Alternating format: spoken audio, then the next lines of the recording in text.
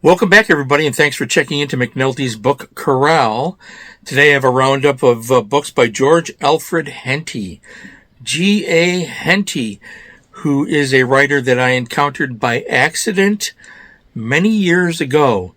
Many times on this channel I've talked about, for you book hounds and book collectors, to be certain to haunt antique shops, flea markets, because you never know what you're going to find, right? Well, I found Henty. Excuse me. And, I have them right here. I only own 9 Henty books. He wrote, 140? So let's just dig into some of Henty's books here. George Alfred Henty, 1832-1902. We're going back over 100 years here. And of all of the writers from over 100 years ago, he's pretty good. I think my favorite is Stuart Edward White, but whom I've already talked about. Anyways, Henty published his first book in 1867. Good God. That goes back a ways, right? His last book was published in 1906, which was a posthumous book that came out after his death. I have 9, and I'm going to show you some of the different editions. I have some early editions, and I have some modern editions. Henty remains in print, not all of his 140 or 50 books, but enough. And in preparing for this episode, I learned, much to my surprise, that he has a following to this day. In his following, according to various wiki pages, and I don't like wiki pages a lot because they're so inaccurate, but numerous of them say that he is popular with homeschool people that are doing homeschool teaching for their children. Rely on Henty books, and that would be the Dover reprints. Now, Dover Publications has reprinted a great many of Henty's books. This one is In Freedom's Cause, a story of Wallace and Bruce. And this book was originally published in 1885. Now, Dover Publications puts out a blurb, or did. I'm not quite clear if they're still doing this, that they publish these historical books complete and unabridged. That means they're not censoring them. That's not exactly true. I'm going to show you an example of one they censored. Okay, so In Freedom's Cause is one of the most popular books that they have, and that Henty wrote, that's currently available. The reason being because it covers Wallace and Bruce, a story of Wallace and Bruce, and it's a work of historical fiction. Henty was a man who did really in-depth historical research, and he was good at it. Generally accurate, except for one event here, which you see depicted on the cover.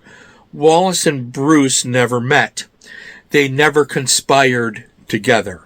They do in this book, at least briefly. And it's a work of fiction, so we can allow ourselves to suspend our disbelief and go along with the show.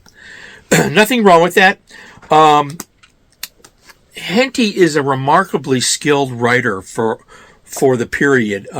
He doesn't really fall into that style of Victorian writing that Dickens and others were guilty of.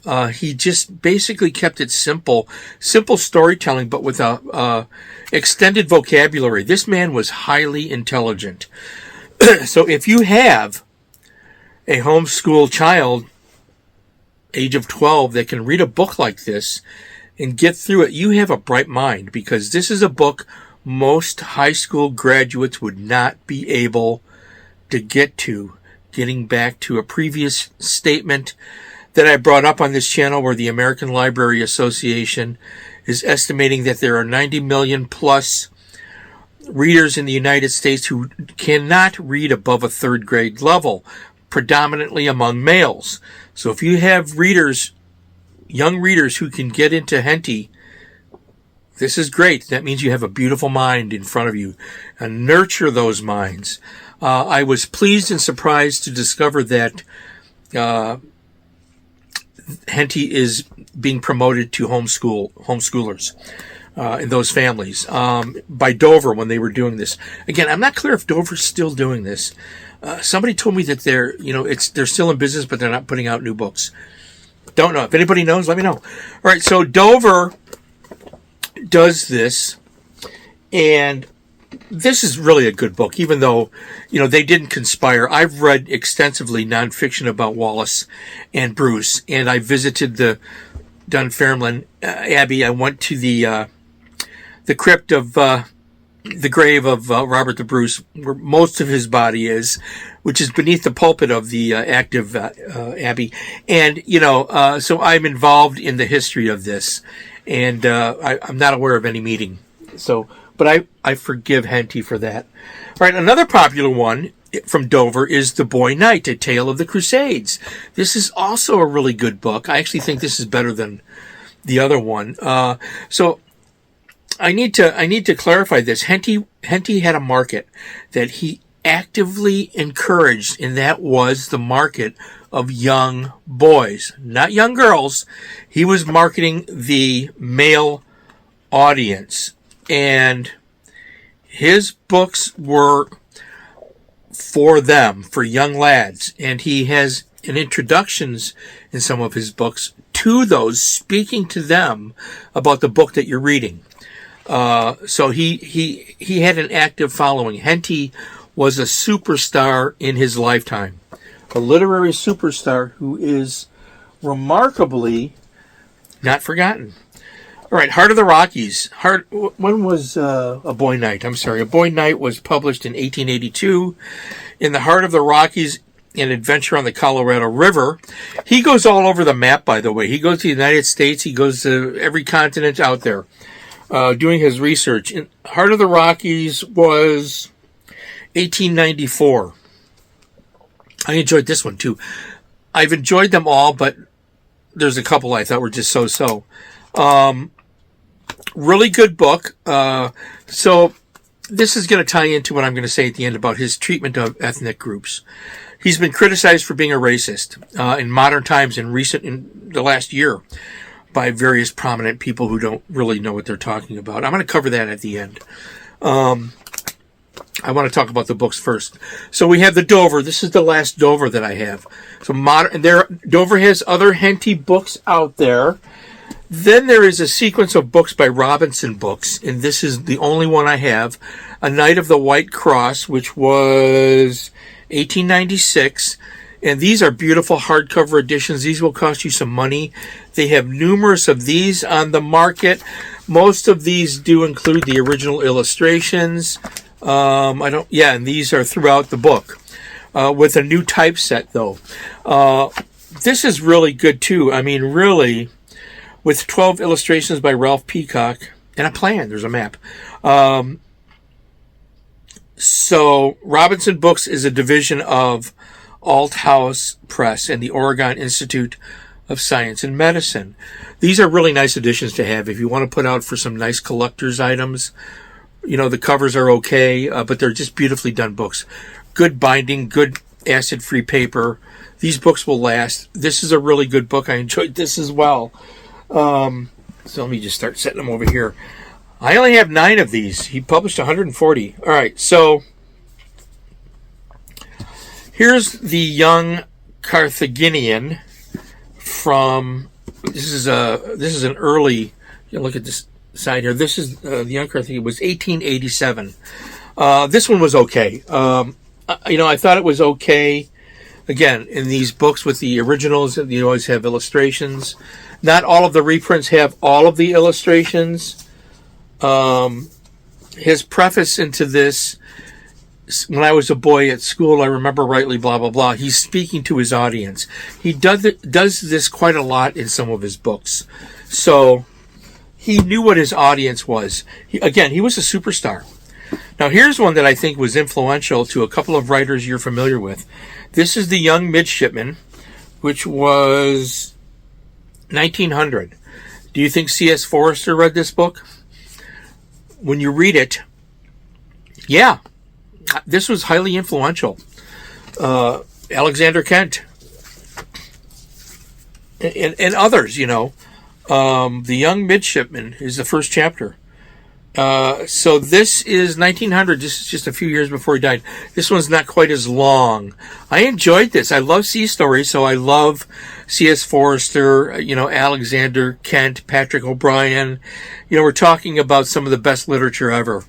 Excuse me. And Henty was right there. He has other sea stories, too. So did he read that? Of course he did.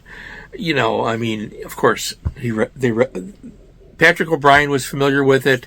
C.S. Forester was familiar with it. Absolutely. No question in my mind. They did not copy him, but I believe they took inspiration from him. Okay, so I talked about censorship, and Dover Publications makes an issue of publishing the book's original, unabridged, aka uncensored editions. That's almost true. With this book, Redskin and Cowboy, the title has been censored because the word redskin is now politically incorrect. So they used the subtitle of Henty's book for their title.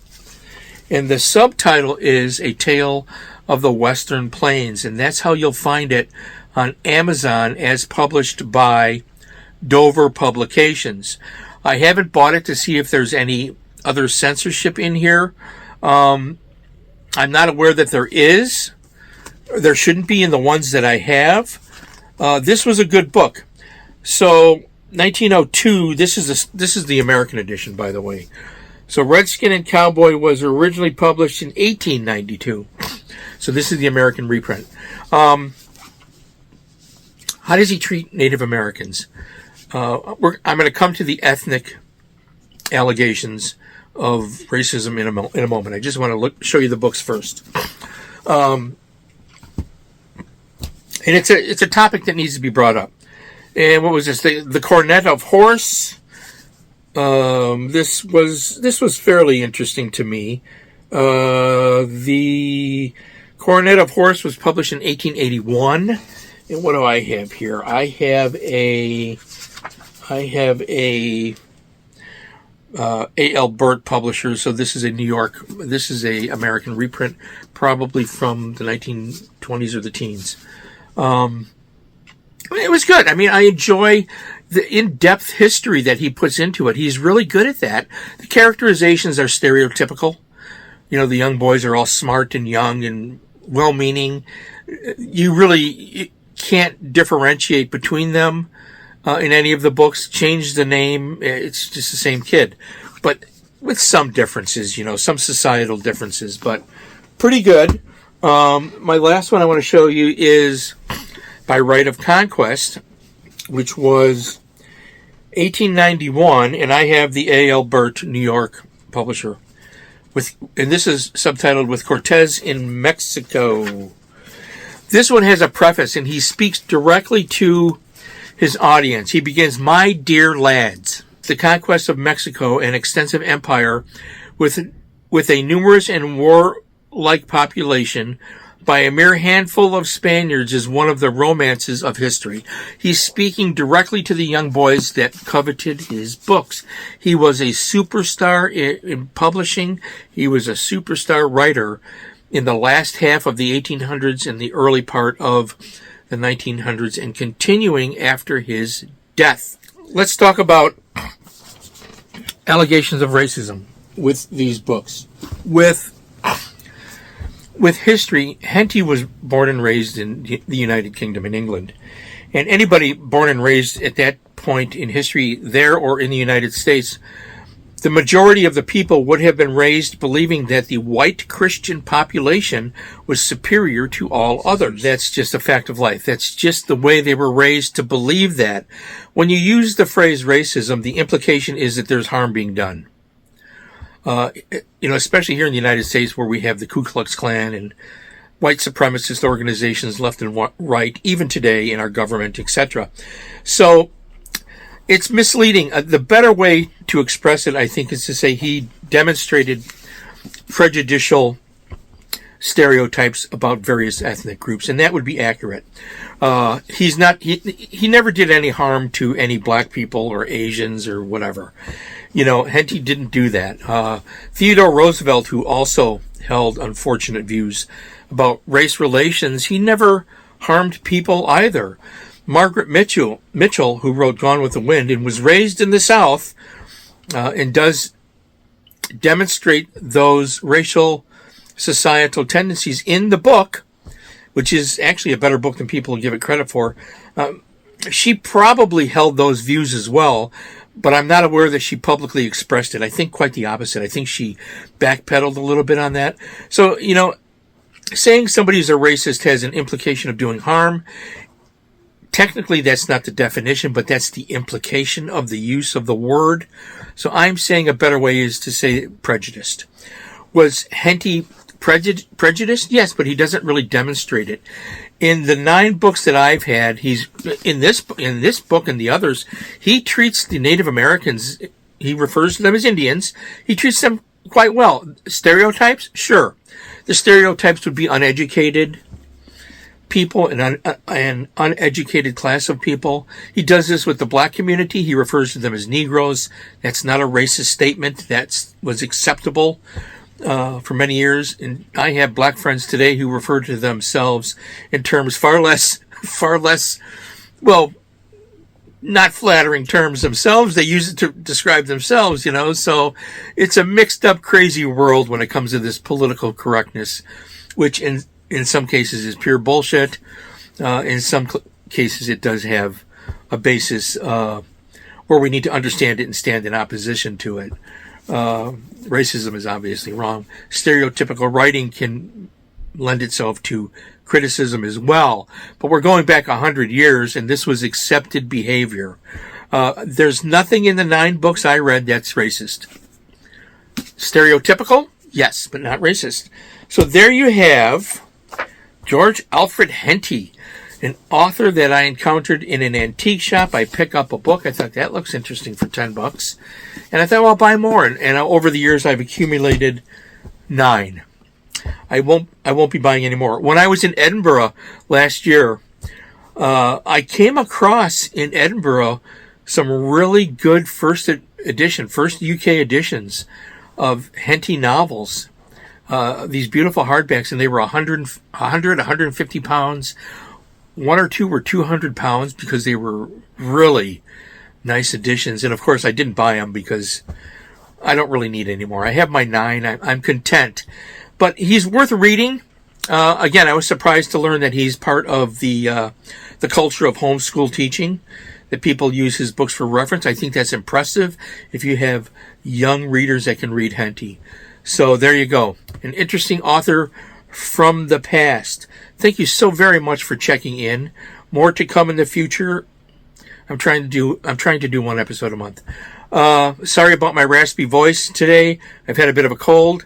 And you stay well, you stay happy, feed your beautiful minds. Please, read a book.